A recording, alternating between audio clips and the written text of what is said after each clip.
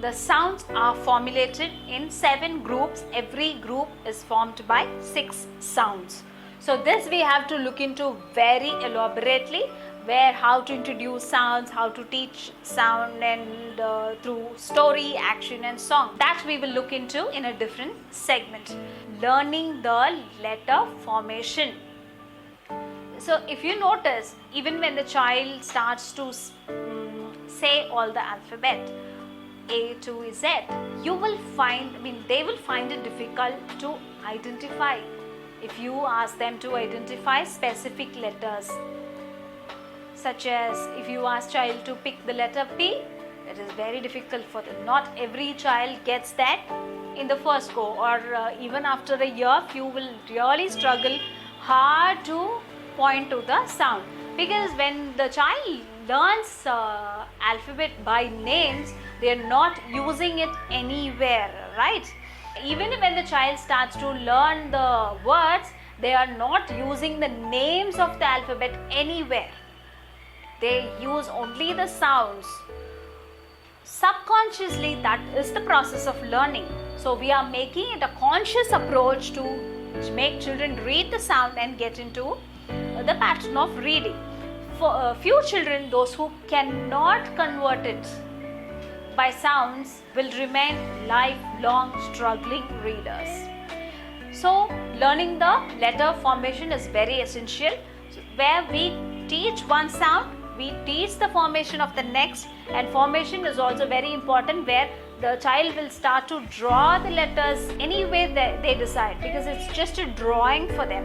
So they can draw however they want to bring in the final shape.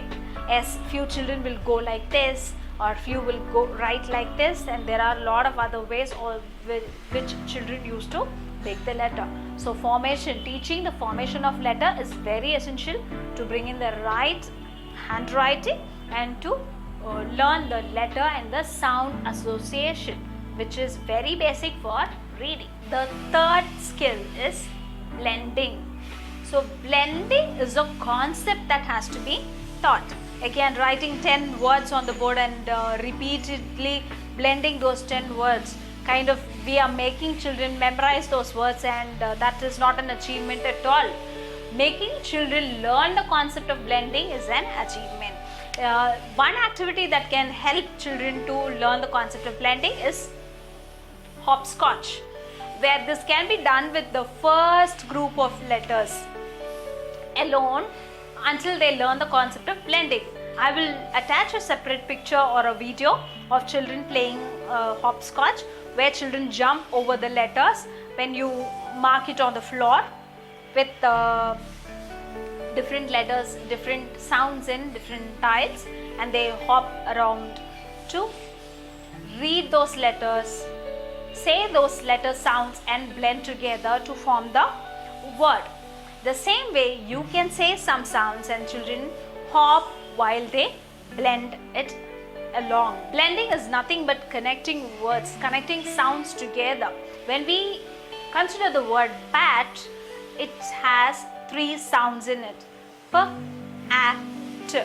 So we help children to blend it together: p, a, pat, pat, p, a, pat, pat. So connecting, stringing sound by sound. So this is how they learn to blend. This concept of learning to blend will take some time for few children to learn. If you have strongly worked on the phonemic awareness part, where we were working with the oral blending and oral segmenting, so children should go just like that, proceed with the concept of blending just like a magic. So once they learn the concept, there is no restriction for 2-letter word, 3-letter word, 4-letter word. The child can read any long words. So next is the segmenting. Segment is nothing but we are identifying each and every sound in the word. The same way that we were working with the phonemic awareness skill. When you say a word, the child was trying to identify the first letter, first sound, last sound and the middle sound, right? The same concept. When the word is heard, the child process the whole word and try to break down into sounds. Breaking the word into different part based on the rhythm is syllable, whereas breaking down the word based on the sound is segmenting. And next is tricky words. Tricky words is quite a larger subject. We'll just learn what tricky words are now and elaborately get into how to teach tricky words to children. So we do not have sight words here. Instead, we have only tricky words. Sight words is memorizing the word as a whole, as we were doing, memorizing word by word, mugging it up, right? So that is a tedious process which we do not follow here in Jolly Phonics. So instead, we follow a pattern of tricky words where every word has a tricky part. For instance, when you take the word he, h, e, there are two sounds, h and e. So where the spelling is h, e. So instead of the sound a, e takes the letter name e here, h, a. So a is replaced with e. It takes the letter name. So that is the tricky part. Once you teach that is the tricky part, and the following words like be, he, me, she, we, everything comes behind. So these sequence of words, these group of words follow the same pattern. So the one tricky pattern is taught, and that can be covered for reading a lot more words.